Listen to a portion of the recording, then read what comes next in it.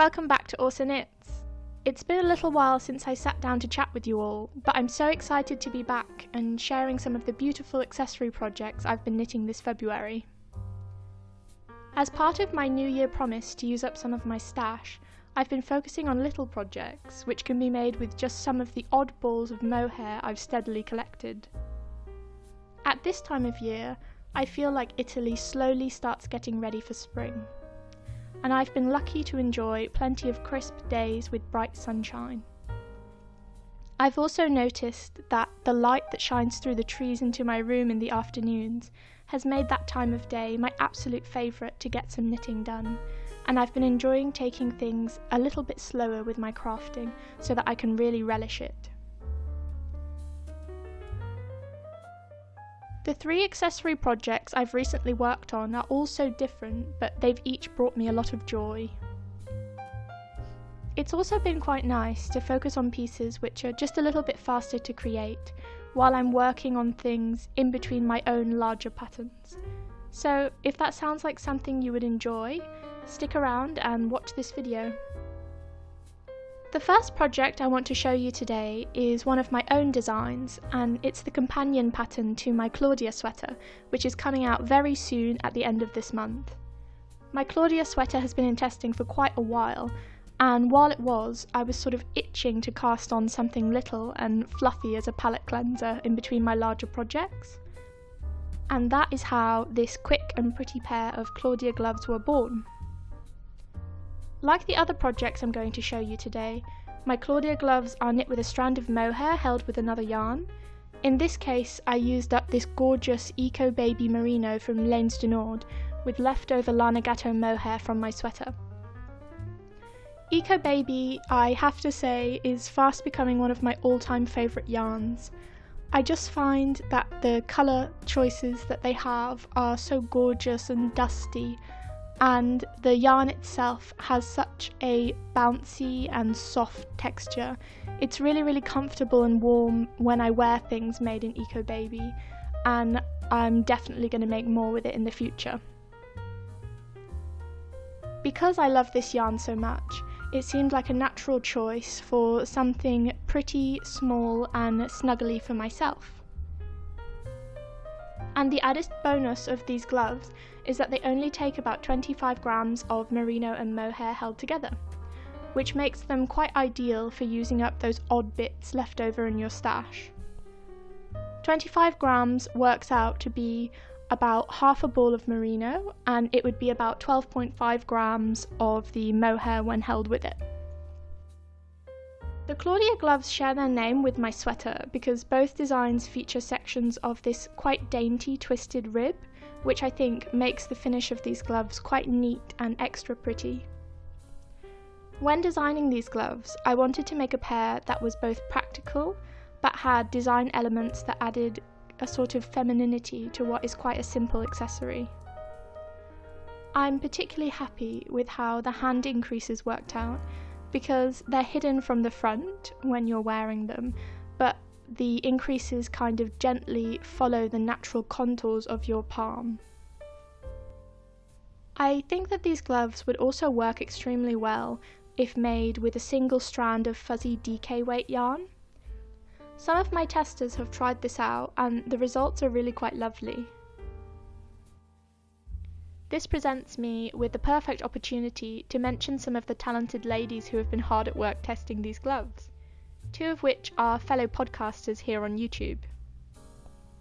The lovely Francesca has just released her 3rd podcast, and it's through chatting with her about knitting that I finally settled on making these gloves. She has very kindly tested them for me in white, and I think that they look quite lovely. The second podcaster who tested the Claudia gloves is the very talented High Fibre Knits, who has always been a kind supporter of my channel and provided me with invaluable feedback. Do check out their channels linked below for more knitting related content.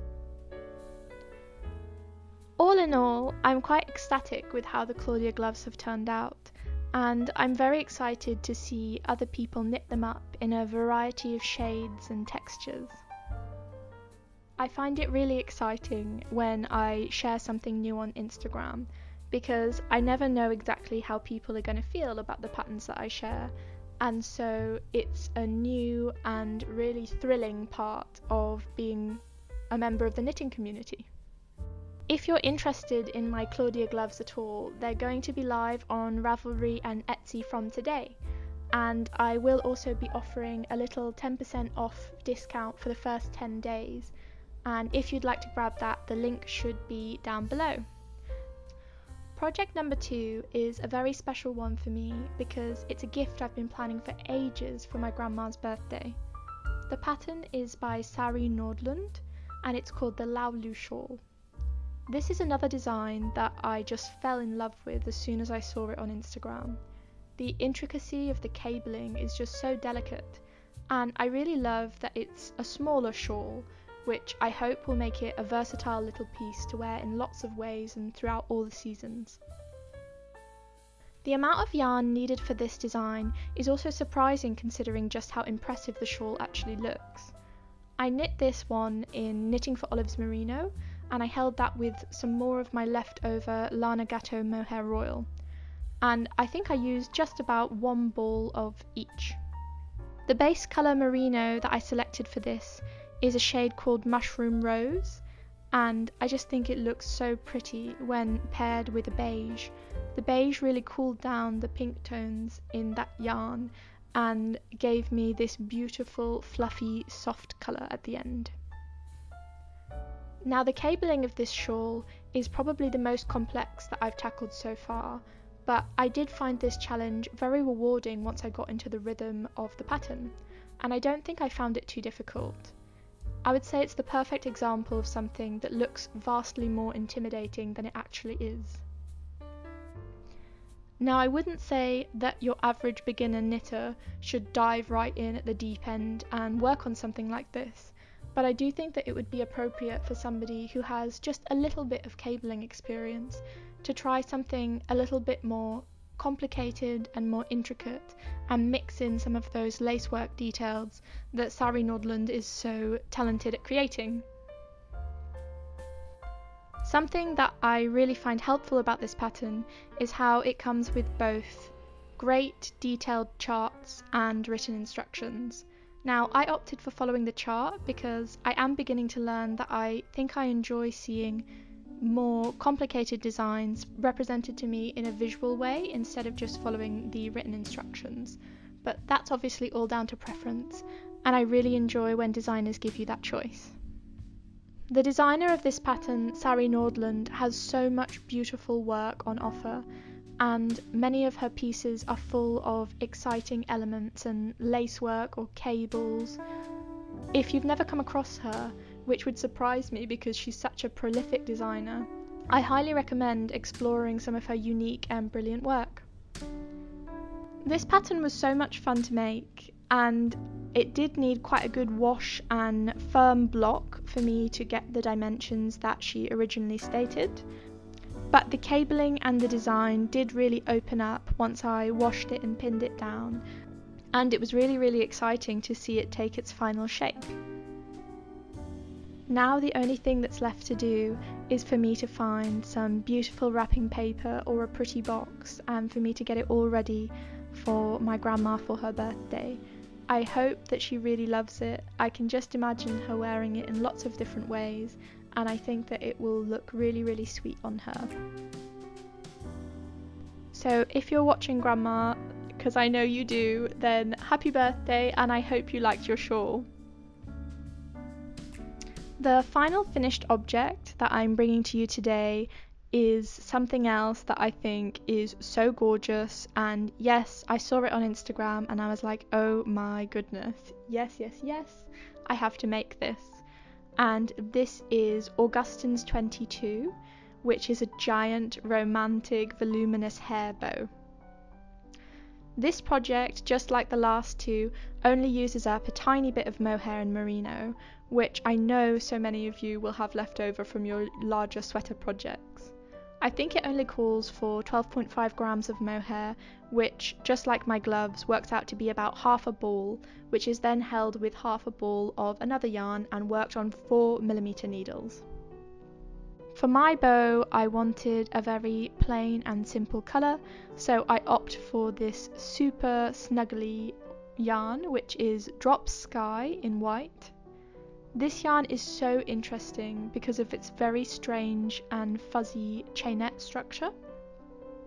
So all of the fibres have sort of been whipped together and create this very, very squishy chain, which, although it makes the yarn very voluminous, it doesn't weigh it down at all, so it's still light and fuzzy. And this yarn is indeed supposed to be a DK weight, but I found that for this pattern, because it's not a top where the fit is quite as important, I was happy to have a little bit of extra poof to my bow. And the mohair that I paired it with was the other colour of leftover Lana Gatto mohair from my Claudia sweater. This mohair is a very pretty choice from Lana Gatto. It's on nylon instead of silk, but I do still find it's very, very soft and fluffy and gives this bow such a sweet and fuzzy halo. This project is also an interesting one because it gave me the chance to knit some techniques which I found a little bit fiddly and definitely more on the intermediate side. It did provide me with a good opportunity to practice things like the 3-needle bind off, which you're going to see here. I do quite like this method of binding off, and I think after doing it here I'd like to incorporate it into something that I do in the future. As the needles used for this aren't too tiny, I did find that it knit up quite quickly, even if some of the techniques were ones that I don't use all the time. I think that it would make such a pretty gift, or something that you could create to match a specific jumper. All in all, I'm really happy with the way that it looks. When I wear this bow, I do feel like a little bit of a princess, but I have nothing against that. I think that it came out just as beautiful as how it looked in the picture, which is a real testament to how well designed I think that this lovely little pattern is. Augustins is another designer who I highly recommend.